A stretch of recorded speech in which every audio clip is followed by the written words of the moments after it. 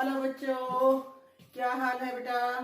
बेटा आज हम 10th क्लास के बच्चों के लिए शुरू करेंगे रिवीजन अपनी, और अपना चैप्टर होगा कार्बन एंड इट्स कंपाउंड। बहुत सारे बच्चों को इसमें डाउट होता है कि कार्बन एंड इट्स कंपाउंड की नेमिंग कैसे करें, उनकी रिएक्शंस कैसे करें, आइसोमेरिज्म कैसे करें। तो इस चैप्टर में हम यहाँ पे सब कुछ डिस्कस करेंगे बेटा। आप लोगों के सीबीएसई बोर्ड के पैटर्न को डिस्कस करेंगे, आपके कंपटीशन लेवल को डिस्कस करेंगे, सब कुछ इस चैप्टर में हम डिस्कस करेंगे। क्योंकि कार्बन तो अपना है ही ऐसा, कार्बन एक ऐसा एलिमेंट है बेटा। हमारी पीरियोडिक टेबल में अगर मैं बात करूं तो टोटल कितने एलिमेंट है, टोटल हमारे पास 118 एलिमेंट है बेटा। ठीक है, उन 118 एलिमेंट में से कार्बन एक अकेला एक तरफ रहेगा और 117 आपके एलिमेंट एक तरफ रहेंगे। मीन्स कार्बन का पलड़ा उनसे तब भी बाहर ही रहेगा। क्यों? क्योंकि कार्बन आपकी लिविंग नॉन लिविंग सभी में पाया जाता है। तो इसीलिए कार्बन एक बहुत इंपॉर्टेंट है बेटा एलिमेंट आपका, और इसी वजह से इसको एक स्पेशल चैप्टर में दिया गया है। तो इसी चैप्टर को हम यहाँ पे कार्बन के से रिलेटेड सारी की सारी प्रॉपर्टी उसकी और उसकी कंपाउंड्स वगैरह सब कुछ डिस्कस करेंगे बेटा। ठीक है, तो चलिए स्टार्ट करते हैं बेटा। चैप्टर है हमारा 4 carbon and its compound. Carbon and its compound. तो बेटा सबसे पहले हम इसका थोड़ा सा इंट्रोडक्शन करते हैं। आज का जो चैप्टर है हमारा कार्बन, तो कार्बन का इंट्रोडक्शन तो बनता है। तो सबसे पहले बेटा हम इसका इंट्रोडक्शन करते हैं। जो कार्बन है वो एक क्या है, नॉन मेटल है। सबसे पहली बात, कार्बन क्या है हमारे पास, एक नॉन मेटल है। कार्बन का जो एटॉमिक नंबर है वो कितना होता है, 6 होता है। ये 6 नंबर पे आता है हमारे पास पीरियोडिक टेबल में। नेक्स्ट अगर मैं बात करूं इसके इलेक्ट्रॉनिक कॉन्फ़िगरेशन की, तो बेटा इसका इलेक्ट्रॉनिक कॉन्फ़िगरेशन में 2 शेल ऑक्युपाई होंगी, के और एल। के की शेल में 2 इलेक्ट्रॉन होंगे और एल की शेल में इसके 4 इलेक्ट्रॉन होंगे। क्लियर? अब कार्बन अगर इतना इंपॉर्टेंट है, वो क्यों इंपॉर्टेंट है, वो किस तरीके की बॉन्डिंग बनाता है, क्या इलेक्ट्रॉन को शेयर करेगा, क्या इलेक्ट्रॉन को लॉस करेगा, क्या इलेक्ट्रॉन को गेन करेगा, चलिए ये देखते हैं बेटा।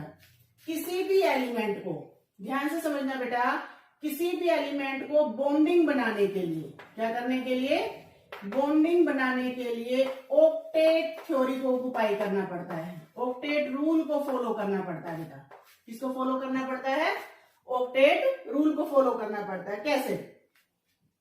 मान लीजिए आपकी जो वैलेंसी शेल है, लास्ट की शेल को हम क्या बोलते हैं, जो हमारे एलिमेंट की लास्ट की शेल होती है वो होती है वैलेंसी शेल बेटा। क्या होती है, वैलेंसी शेल।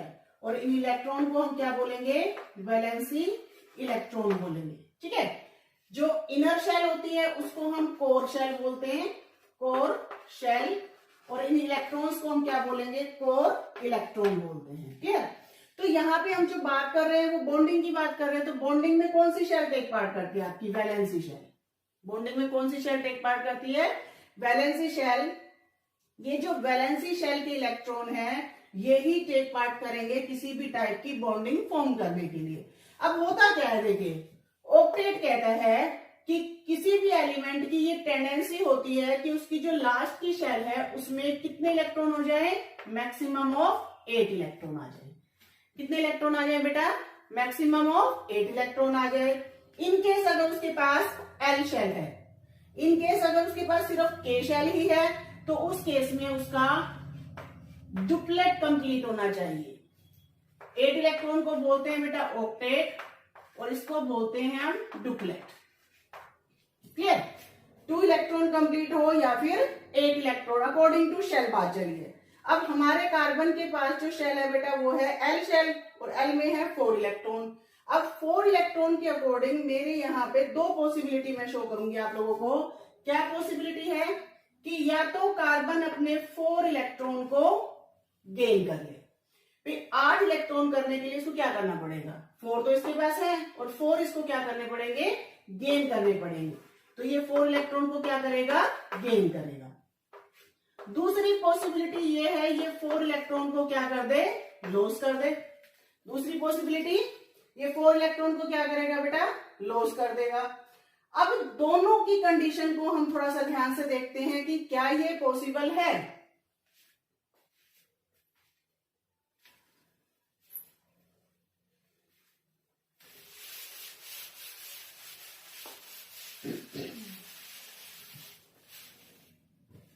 चलिए बेटा हम देखते हैं क्या ये पॉसिबल है। कार्बन हमारे पास 4 नेगेटिव और कार्बन हमारे पास 4 पॉजिटिव, क्या ये पॉसिबल है? Let's check. अब यहाँ पे देखिए कार्बन ने कितने इलेक्ट्रॉन को गेन किया है? कार्बन ने गेन किया है 4 इलेक्ट्रॉन को। How many electron? 4 इलेक्ट्रॉन को उसने गेन कर लिया। अब ध्यान से देखो, कार्बन जिसका एटॉमिक नंबर है 6, तो प्रोटॉन भी कितने हैं? 6, और इलेक्ट्रॉन भी कितने थे? 6 थे। बट अब इलेक्ट्रॉन उसके देखिए 6 तो उसके अपने थे और 4 सपोज कीजिए उसने बाहर से गेन कर लिए, तो टोटल इलेक्ट्रॉन कितने हो गए उसके पास? 10 इलेक्ट्रॉन। अब आप खुद समझदार हैं, ये बताइए कि क्या 6 प्रोटॉन आपके 10 इलेक्ट्रॉन को होल्ड कर सकते हैं बेटा? सोचिए, क्या 6 प्रोटॉन 10 इलेक्ट्रॉन को होल्ड कर पाएंगे? बिल्कुल नहीं कर पाएंगे। इसीलिए ये कंडीशन आपकी फेवरेबल कंडीशन नहीं है, वो 4 इलेक्ट्रॉन को गेन नहीं कर सकता। इसको आप एक तरीके से और समझ सकते हैं, कैसे? देखिए, ये आपका न्यूक्लियस, ये आपकी फर्स्ट शेल है। के में कितने इलेक्ट्रॉन है? 2 इलेक्ट्रॉन है। चलिए नेक्स्ट आपकी है एल शेल। एल में है 1, 2, 3 और ये 4 इलेक्ट्रॉन। क्लियर? अब देखिए, मान लीजिए बाहर से इलेक्ट्रॉन आता है, इलेक्ट्रॉन आएगा बाहर से, 4 इलेक्ट्रॉन आएंगे। जैसे ही इलेक्ट्रॉन बाहर आएंगे, कार्बन का साइज है छोटा, तो ये जो इलेक्ट्रॉन है कार्बन के, जो खुद के इलेक्ट्रॉन है, ये आने वाले इलेक्ट्रॉन को क्या करेंगे? रिपेल करेंगे। क्या करेंगे बेटा? इसको रिपेल करेंगे, जिसकी वजह से ये अनस्टेबल हो जाएगा और इसी वजह से आपका जो कार्बन है वो कभी भी C4 नेगेटिव आयन नहीं बना सकता। क्लियर हो गया बेटा सबको? चलिए सेकंड कंडीशन की बात करते हैं। अब बात करते हैं कि ये 4 इलेक्ट्रॉन को लॉस कर दे। क्या कर दे? 4 इलेक्ट्रॉन को लॉस कर दे। अगर ये 4 इलेक्ट्रॉन को लॉस करेगा तो क्या फायदा होगा इसको? देखो, ये है 2 and 4। सपोज कीजिए इसने 4 इलेक्ट्रॉन को लॉस कर दिया। जैसे इसने 4 इलेक्ट्रॉन को लॉस किया, अब के की शेल हो गई इसकी मेन शेल, और उसमें क्या है? ट्रिपलेट कंप्लीट है। तो इसको तो फायदा होने वाला है कि मैं 4 इलेक्ट्रॉन को लॉस कर देता हूं, तो मुझे फायदा हो जाएगा कि मुझे 2 इलेक्ट्रॉन से मेरा डुप्लेट कंप्लीट हो जाएगा। बट ये क्या एनर्जेटिकली फेवरेबल है? चेक करते हैं। जब भी कोई एलिमेंट इलेक्ट्रॉन को लॉस करता है बेटा, क्या करता है? कोई भी एलिमेंट इलेक्ट्रॉन को लॉस करता है तो उसके लिए एनर्जी रिक्वायर्ड होती है। क्या रिक्वायर्ड होती है? एनर्जी रिक्वायर्ड होती है। क्लियर? इस एनर्जी को, जो एनर्जी रिक्वायर्ड होती है क्या करने के लिए? इलेक्ट्रॉन को रिमूव करने के लिए। लास्ट की जो शेल है, वैलेंसी शेल में से जो इलेक्ट्रॉन को रिमूव करने की एनर्जी है, उस एनर्जी को हम बोलते हैं आयोनाइजेशन एंथैल्पी। बहुत इंपॉर्टेंट है, ये आगे आपके बहुत काम आएगी, इसको अभी से नोट कर लो। क्या है? The amount of energy required to remove the valency electron is known as ionisation enthalpy. भैया एक इलेक्ट्रॉन को निकालने के लिए आपको लार्ज अमाउंट ऑफ एनर्जी की रिक्वायर होती है, लार्ज अमाउंट। तो कार्बन को तो कितने लॉस करने हैं? 4 इलेक्ट्रॉन। अब खुद सोचिए ना कि एक इलेक्ट्रॉन को लॉस करने के लिए large amount of energy require है, तो 4 इलेक्ट्रॉन को लॉस करने के लिए कितनी एनर्जी की रिक्वायरमेंट होगी?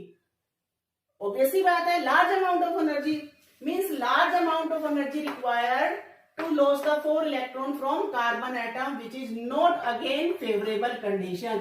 4 इलेक्ट्रॉन को लॉस करने के लिए लार्ज अमाउंट ऑफ एनर्जी चाहिए, ये भी आपकी फेवरेबल नहीं है।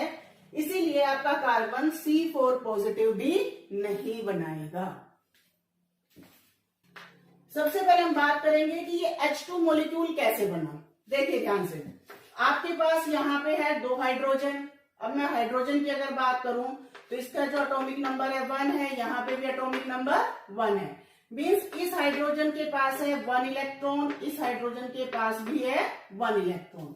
अगर मैं यहां से बात करूं, ध्यान से देखिए, ये अकेला हाइड्रोजन कुछ नहीं कर सकता, ये अकेला हाइड्रोजन भी कुछ नहीं कर सकता। तो हम क्या करेंगे? ये दोनों हाइड्रोजन क्या करेंगे? अपने अपने इलेक्ट्रॉन को शेयरिंग करवाएंगे। कैसे? ये हाइड्रोजन इस इलेक्ट्रॉन को अपने साथ शेयर करेगा और यहां से देखिए इस हाइड्रोजन के दोनों इलेक्ट्रॉन पूरे, मींस के की शेल है वो कंप्लीट हो गई, इसकी डुप्लेट कंप्लीट हो गया इसका। सेम यहाँ पे क्या हो जाएगा? ये हाइड्रोजन इस इलेक्ट्रॉन को अपने साथ शेयर कर लेगा। दोनों लेने देने की बजाय क्या कर रहे हैं अंडरस्टैंडिंग दिखा रहे हैं। दोनों एलिमेंट क्या दिखा रहे हैं यहाँ पे, एक अंडरस्टैंडिंग दिखा रहे हैं, जिसमें क्या है, लॉस और गेन की बजाय दोनों ने क्या किया, शेयरिंग। और इस शेयरिंग को हम बोलते हैं बेटा म्यूचुअल शेयरिंग। क्या बोलते हैं इसको, म्यूचुअल शेयरिंग। इस म्यूचुअल शेयरिंग से जो बॉन्ड बना, अब देखिए दोनों ने अगर मान लीजिए इलेक्ट्रॉन को शेयर किया है तो एक पर्टिकुलर अट्रैक्शन इनके बीच में होगी। उस पर्टिकुलर अट्रैक्शन को हम क्या बोलते हैं बेटा, यहां पे हम इसको बोलेंगे कोवलेंट बॉन्ड। क्या बोलेंगे उसको, कोवलेंट बॉन्ड बोलते हैं बेटा। बॉन्ड का मतलब क्या होता है, बॉन्ड का मतलब होता है दोनों के बीच में बॉन्डिंग हो गई। कैसे हुई बॉन्डिंग, ना तो एक ने दिया ना दूसरे ने लिया, तो क्या किया उन्होंने बेटा, उन्होंने आपस में अपने इलेक्ट्रॉन को शेयर किया। क्लियर। नेक्स्ट एग्जांपल देखते हैं। मान लीजिए आपके पास है वाटर मॉलिक्यूल, वाटर मॉलिक्यूल। अब बात करते हैं कि ये वाटर मॉलिक्यूल कैसे बना। देखिए आपके पास है ऑक्सीजन और ये हाइड्रोजन। अगेन ऑक्सीजन का एटॉमिक नंबर 8, तो इलेक्ट्रॉन भी 8 हो जाएंगे। हाइड्रोजन का एटॉमिक नंबर 1, तो इलेक्ट्रॉन 1 हो जाएंगे। अब यहां से देखिए कि अगर मैं इसका इलेक्ट्रॉनिक कॉन्फ़िगरेशन लिखूं तो मेरे पास आएगा 2,6। अब इसकी जो लास्ट की शेल यानी कि एल की शेल है बेटा, उसमें कितने इलेक्ट्रॉन है, 6 इलेक्ट्रॉन है। इसको अपना ऑक्टेट पूरा करने के लिए कितने चाहिए, 2 इलेक्ट्रॉन और चाहिए। यहां पे हाइड्रोजन के पास कितने हैं, 1 इलेक्ट्रॉन। अब एक हाइड्रोजन तो इसको एक ही देगा ना, तो ये हाइड्रोजन से कैसे पूरा करेगा, ये हाइड्रोजन अपनी अमाउंट को बढ़ा देगा। कैसे, एक ऑक्सीजन के लिए कितनी हाइड्रोजन रिक्वायर्ड हो गई, 2 हो गई। कैसे बना देखिए, ऑक्सीजन 1 2 3 4 5 और ये 6, ये हो गए आपके ऑक्सीजन के 6 इलेक्ट्रॉन। ये आपका हाइड्रोजन जिसके पास कितने इलेक्ट्रॉन है, 1 इलेक्ट्रॉन, तो ये आ गया हाइड्रोजन का 1 इलेक्ट्रॉन। इसके पास कितने इलेक्ट्रॉन है, 1 इलेक्ट्रॉन। तो सबसे पहले देखते हैं कि क्या जो हाइड्रोजन ने इसके साथ शेयरिंग की तो क्या हाइड्रोजन को कुछ फायदा हुआ। चलिए देखते हैं। यहां से देखिए ये दोनों इलेक्ट्रॉन शेयर करने से हाइड्रोजन का डुप्लेट कंप्लीट हो गया, यानी कि हाइड्रोजन स्टेबल हो गया। यहाँ पे अगेन यहाँ पे देखिए ये हाइड्रोजन भी स्टेबल हो गया बेटा। भाई हाइड्रोजन ने शेयर किया, एक ऑक्सीजन का एक हाइड्रोजन का, दोनों इलेक्ट्रॉन आपस में मिल गए और दोनों ने म्यूचुअल शेयरिंग से बॉन्ड बना लिया। अब ऑक्सीजन को क्या बेनिफिट हुआ, चेक कीजिए, चेक कीजिए। 2 4 6 एंड 8। अब ऑक्सीजन के पास कितने इलेक्ट्रॉन हो गए, 8 इलेक्ट्रॉन हो गए बेटा। इस 8 इलेक्ट्रॉन की वजह से इसकी वैलेंसी शेल कंप्लीट हो गई और ये क्या हो गया, स्टेबल हो गया according to your octet rule. ठीक है। नेक्स्ट देखते हैं आपका O2 मॉलिक्यूल। नेक्स्ट है हमारे पास O2 मॉलिक्यूल। अब देखिए यहां तो ऑक्सीजन हाइड्रोजन था, देखते हैं क्या ऑक्सीजन ऑक्सीजन के साथ शेयरिंग करेगा। चलिए चेक करते हैं बेटा। ये ऑक्सीजन है, जेड की वैल्यू अगेन 8, ऑक्सीजन जेड की वैल्यू अगेन 8 आ जाएगी आपकी। ठीक है। तो यहां से देखिए इसके इलेक्ट्रॉन कितने हैं, इसके पास 8 इलेक्ट्रॉन, इसके पास भी इलेक्ट्रॉन कितने हैं, 8 इलेक्ट्रॉन। चलिए चेक करते हैं, ये ऑक्सीजन ये ऑक्सीजन। क्लियर। 1 2 3 4 5 6, 1 2 3 4 5 और ये 6। अब देखिए ध्यान से, इस ऑक्सीजन को चाहिए 2 इलेक्ट्रॉन, इस ऑक्सीजन को भी क्या चाहिए बेटा, 2 इलेक्ट्रॉन। तो जब ऑक्सीजन को 2 इलेक्ट्रॉन चाहिए तो वो क्या करेगा, जो ये सिंगल इलेक्ट्रॉन दिख रहा है आपको, ये दोनों के सिंगल इलेक्ट्रॉन, ये भी यहाँ पे आ जाएगा, ऑक्सीजन को यहाँ शिफ्ट कर देगा और यहां से ये इलेक्ट्रॉन जब यहाँ शिफ्ट होंगे तो आपका जो ऑक्सीजन के पास इलेक्ट्रॉन है वो यहाँ पे आ गया 2, ये वाला इलेक्ट्रॉन आ गया यहाँ पे। तो ध्यान से देखिए बेटा, ये ऑक्सीजन को चेक कीजिए कितने इलेक्ट्रॉन आ गए और अगेन इस ऑक्सीजन को भी चेक कीजिए कितने इलेक्ट्रॉन आ गए। क्या दोनों के 8 पूरे हो गए? अगर हो गए तो इसका मतलब क्या है, ऑक्सीजन मॉलिक्यूल आपका स्टेबल हो गया bye octet rule.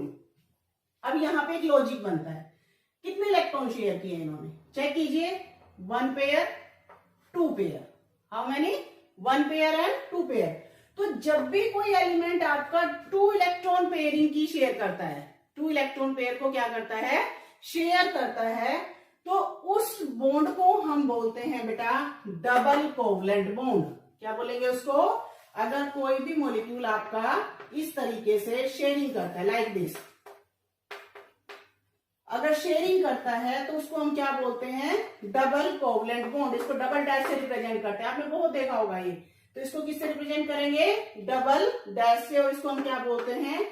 Double covalent bond. Clear? अब जैसे हाइड्रोजन ने हाइड्रोजन से बनाया, एक ही इलेक्ट्रॉन शेयर किया यहाँ पे, तो जब एक ही इलेक्ट्रॉन शेयर होगा तो वो क्या कहलाएगा आपका? वो कहलाएगा सिंगल कोवलेंट बॉन्ड। क्या कहलाएगा बेटा? सिंगल कोवलेंट बॉन्ड कहलाएगा। जब 2 पेयर शेयर होंगे तो वो डबल कोवलेंट बॉन्ड। और अब नाइट्रोजन को देखते हैं, N2 मॉलिक्यूल का, nitrogen nitrogen, Z equal to 7, Z equal to 7, electron इसके पास भी 7, इलेक्ट्रॉन इसके पास भी 7।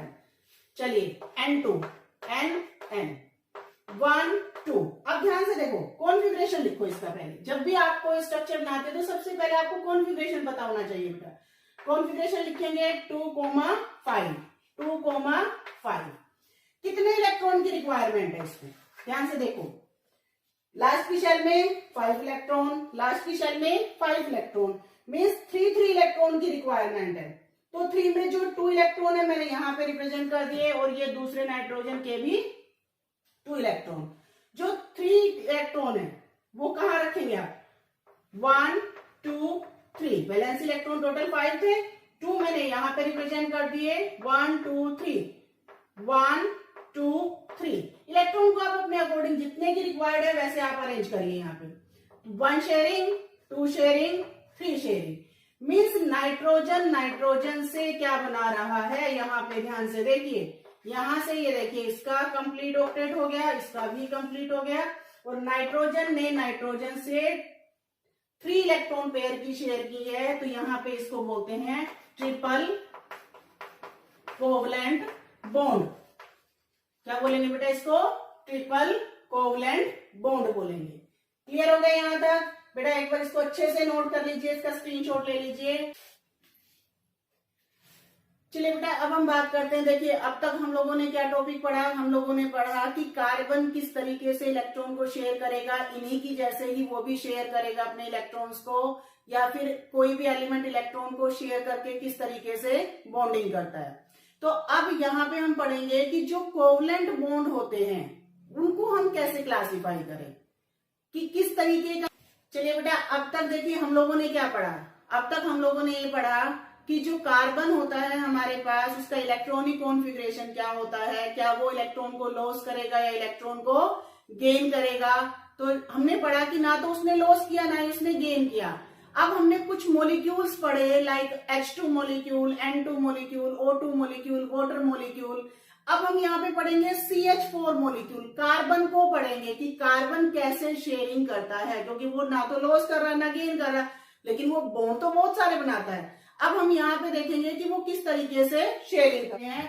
हमारे पास एग्जांपल आता है CH4, इसको हम बोलते हैं बेटा मीथेन। क्या बोलेंगे इसको? मीथेन बोलते हैं। क्लियर? अब यहाँ पे हम देखते हैं कि कार्बन किस तरीके से शेयरिंग करता है। अब देखिए ये कार्बन है, ये हाइड्रोजन। कार्बन का एटॉमिक नंबर कितना होता है? 6 होता है। Electronic configuration 2 and 4। अब तो आपको लिखना आ गया होगा 2 and 4।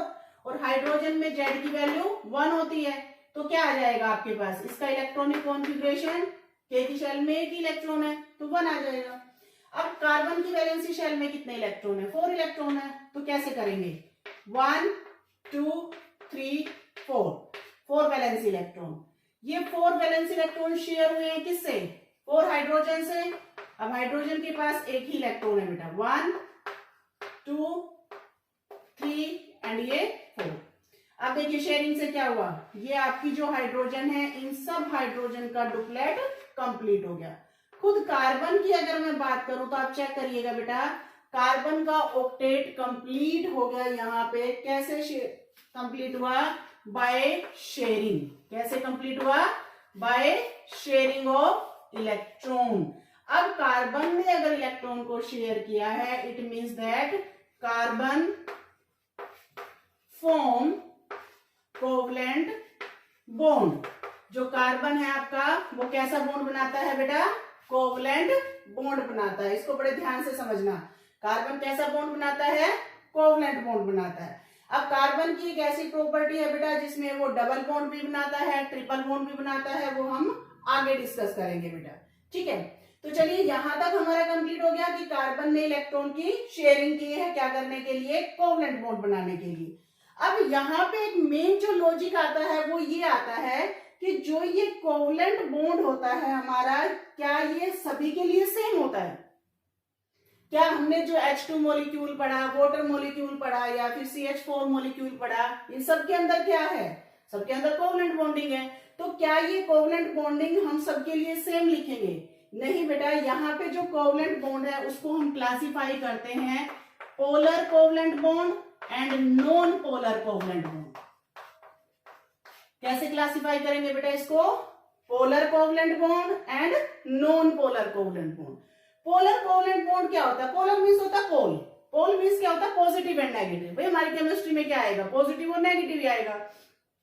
तो जो पोलर कोवलेंट बॉन्ड होता है उसमें पॉजिटिव और नेगेटिव। अब एलिमेंट में पॉजिटिव नेगेटिव का मतलब क्या होता है? भाई एलिमेंट में पॉजिटिव नेगेटिव का मतलब होता है बेटा कि एक एलिमेंट ऐसा है जो इलेक्ट्रॉन देता है और दूसरा ऐसा है जो लेता है, जिसकी टेंडेंसी इलेक्ट्रॉन को पुल करने की होती है। तो बस वही सेम आपका यहाँ पे पोलर बनाता है। मीन्स वो एलिमेंट जिनकी इलेक्ट्रॉन नेगेटिविटी ज्यादा है। फॉर एग्जाम्पल, अगर मान लीजिए मैं HCl की बात करूं आपसे, किसकी बात करूं? HCl की। अब देखिए यहाँ पे ये हाइड्रोजन हो गया आपका, क्लोरीन। क्लोरीन के पास 7 इलेक्ट्रॉन होते हैं वैलेंसी शेल में, तो ये आ गया आपके यहाँ पे। अब देखिए जो क्लोरीन होता है वो मोर इलेक्ट्रोनेगेटिव है। क्लोरीन क्या है?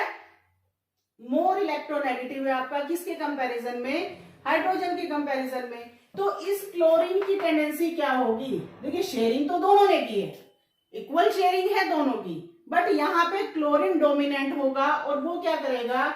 इस शेड पेयर को थोड़ा सा अपनी तरफ स्लाइटली मूव करवाएगा। क्या करवाएगा?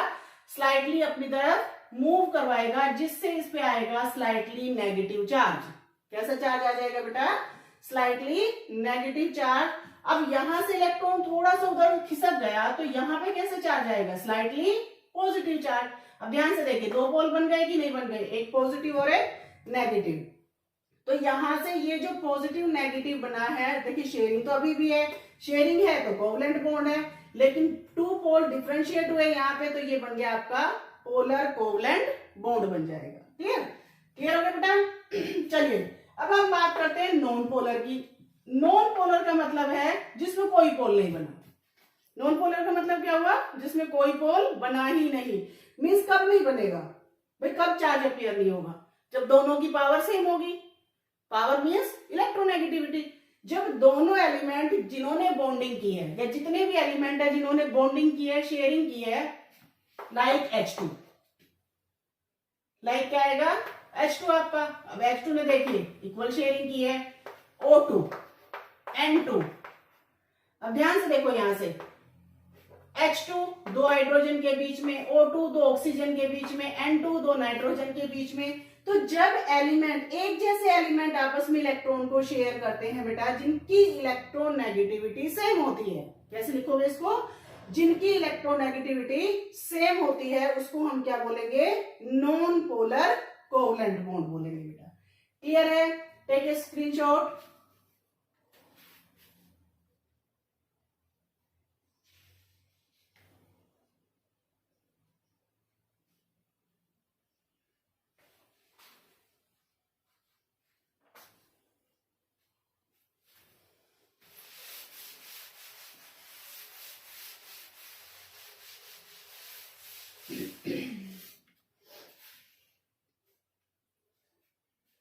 चलिए बेटा, आप लोगों को आई थिंक कोवलेंट बॉन्ड बिल्कुल अच्छे से क्लियर हो गया होगा, कोई डाउट नहीं होगा। अगर फिर भी कोई डाउट हो तो मुझे कमेंट सेक्शन में जरूर बताना, मैं आपका डाउट क्लियर करूंगी बेटा। ठीक है, अब हम बात करते हैं कुछ कैरेक्टरिस्टिक्स की।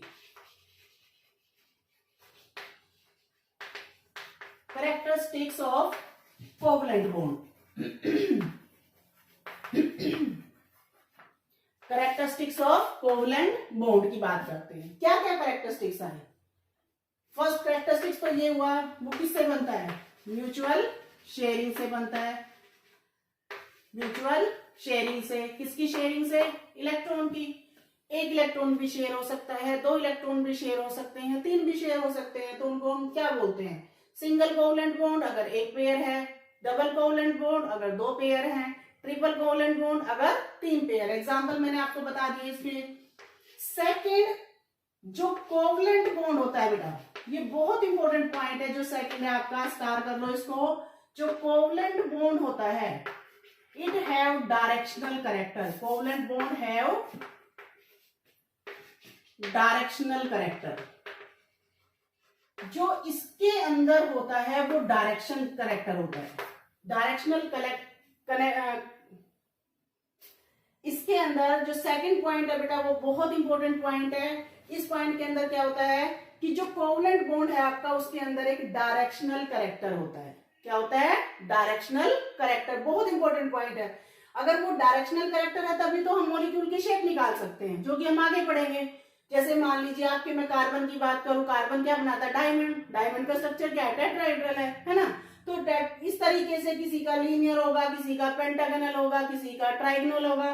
तो यहाँ पे देखिए, जो ये कोवलेंट बॉन्ड होते हैं, उनके अंदर एक यूनिक प्रॉपर्टी क्या होती है कि उनके बॉन्डिंग के अंदर एक पर्टिकुलर डायरेक्शन होती है। क्या होती है? एक पर्टिकुलर डायरेक्शन होती है। थर्ड पॉइंट आता है इस बॉन्डिंग के बारे में, ये एक स्ट्रॉन्ग बॉन्डिंग होती है। ये क्या होती है? स्ट्रॉन्ग बॉन्डिंग होती है। इतनी इजी से ये नहीं टूट सकती। क्लियर हो गया बेटा? इनको अच्छे से नोट कीजिए।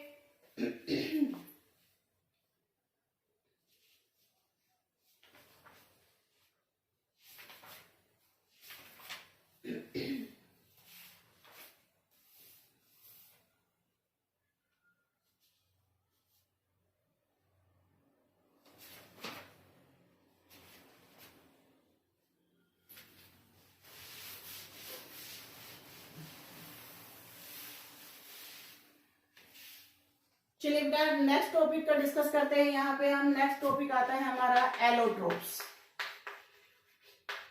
एलोट्रोप्स क्या होते हैं? एलोट्रोप्स, एलोट्रोप्स वो कंपाउंड होते हैं बेटा, या किसी भी कंपाउंड की वो फॉर्म होती है जिसमें एक सेम एलिमेंट ही कंबाइन रहता है, एक सेम एलिमेंट ही होता है। ठीक है?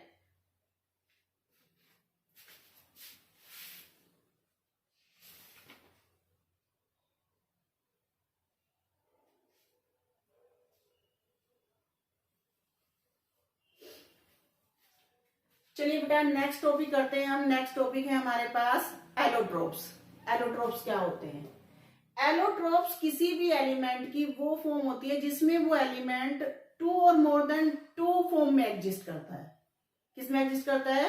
2 और मोर देन 2 फॉर्म में एग्जिस्ट करता है। लेकिन उसमें क्या होता है? उसमें उसकी केमिकल, देखो वो सेम एलिमेंट है।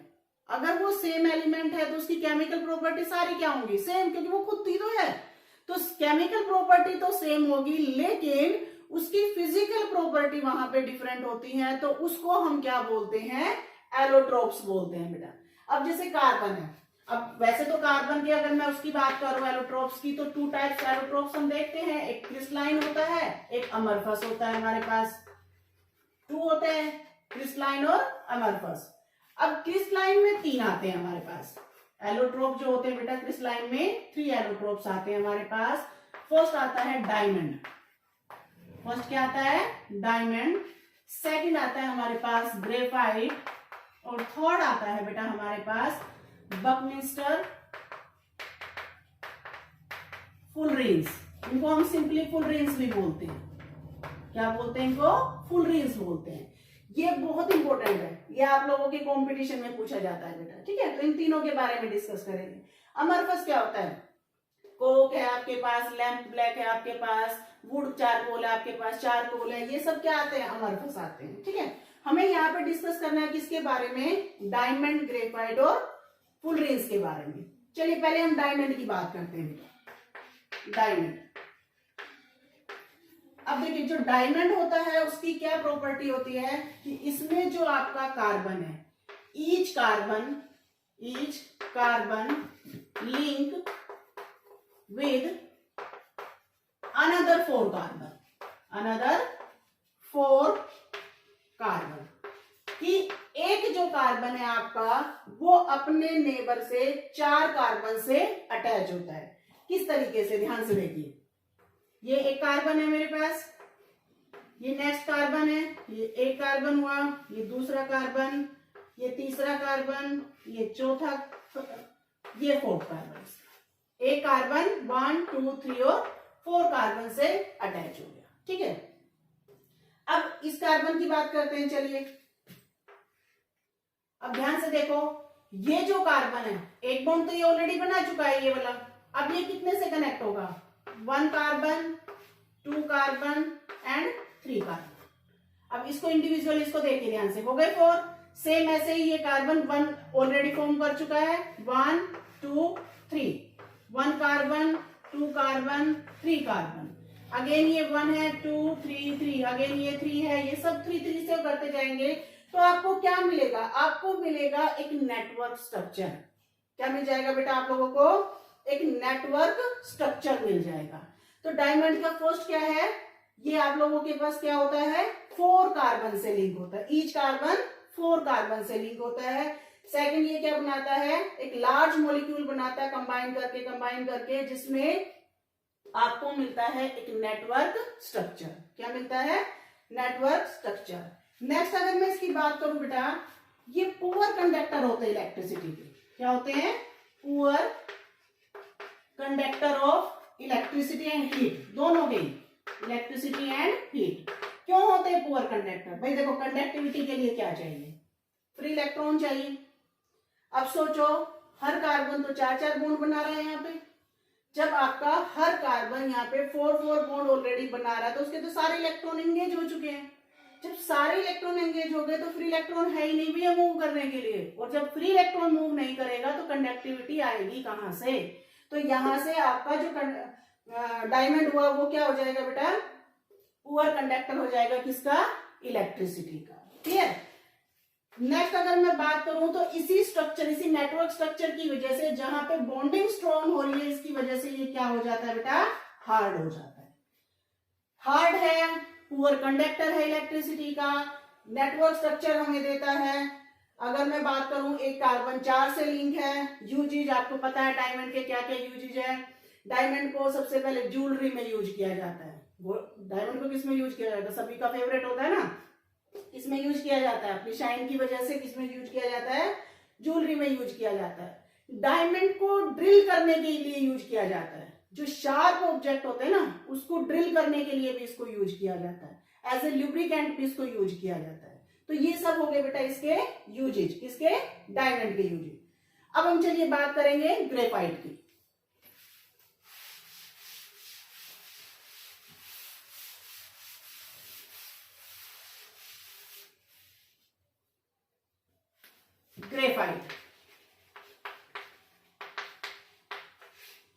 ग्रेफाइट क्या है, ग्रेफाइट में सबसे पहले each carbon link with another 3 carbon.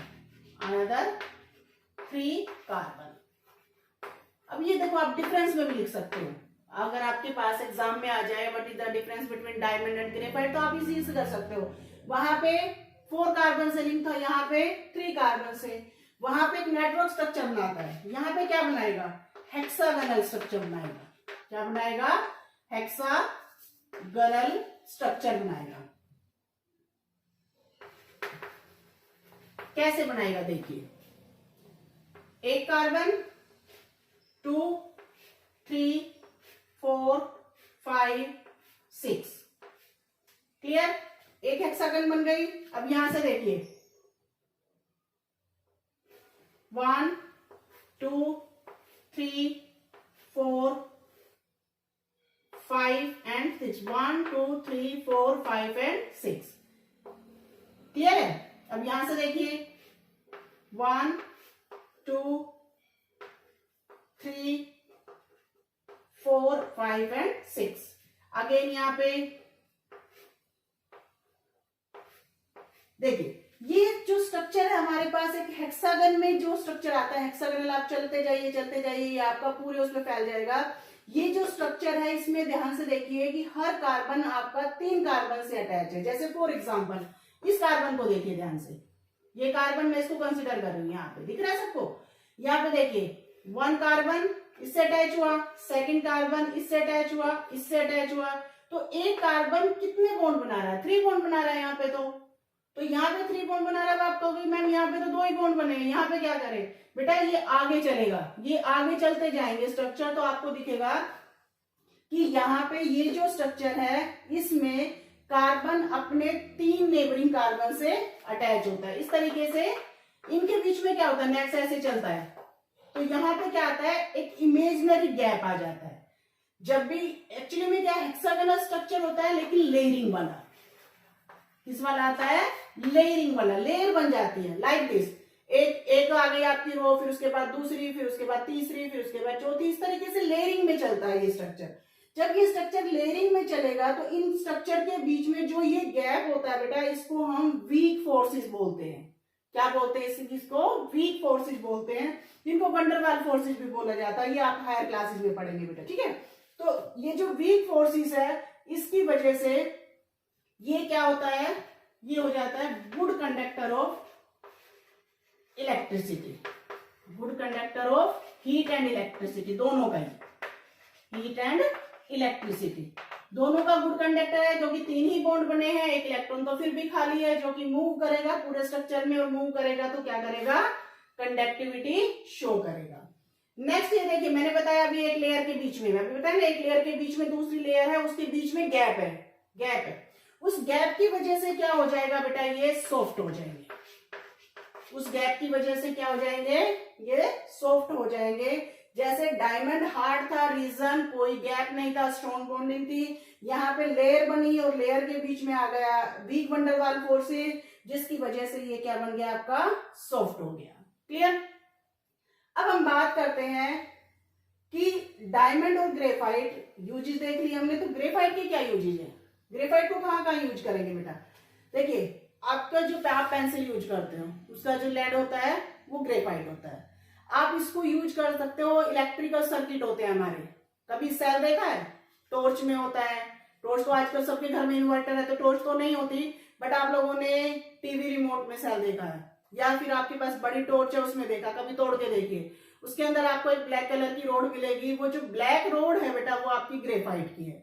इसको इलेक्ट्रिकल सर्किट में यूज किया, सेल बनाने के लिए यूज किया, वो इलेक्ट्रिकल सर्किट है। दूसरा इसको यूज करते हैं हम लुब्रिकेंट में, जो लुब्रिकेंट्स होते हैं हमारे उसमें भी इसको यूज किया जा सकता है, लेड की पेंसिल में यूज किया जा सकता है, और बहुत सारे इसके यूजेज होते हैं बेटा। तो यहाँ पे हम इसको करेंगे वाइंड अप बेटा। अब आपको क्या करना है?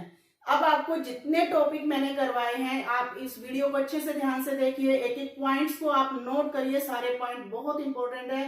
नेक्स्ट वीडियो में लेक्चर नंबर 2 में हम मिलेंगे इससे आगे का टॉपिक लेके। तब तक आप इसको क्या करेंगे? चैनल को अच्छे से वीडियो को देखेंगे।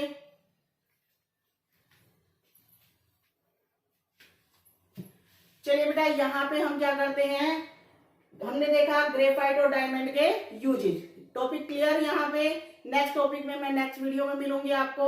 तब तक आपको क्या करना है, जितने भी मैंने यहाँ पे पॉइंट्स बताए हैं सब पॉइंट्स के आप छोटे छोटे नोट्स बनाइए अपनी एक नोटबुक में, ताकि रिवीजन के टाइम आपको ये काफी हेल्पफुल हो। वीडियो को आपने देखा वीडियो को, अगर आपको मेरी वीडियो अच्छी लगी हो तो उसको लाइक कीजिए, अपने फ्रेंड्स नेबर जो भी आपके पास में 10th के बच्चे हैं उनके साथ इसको शेयर कीजिए, मेरे चैनल को सब्सक्राइब कीजिए।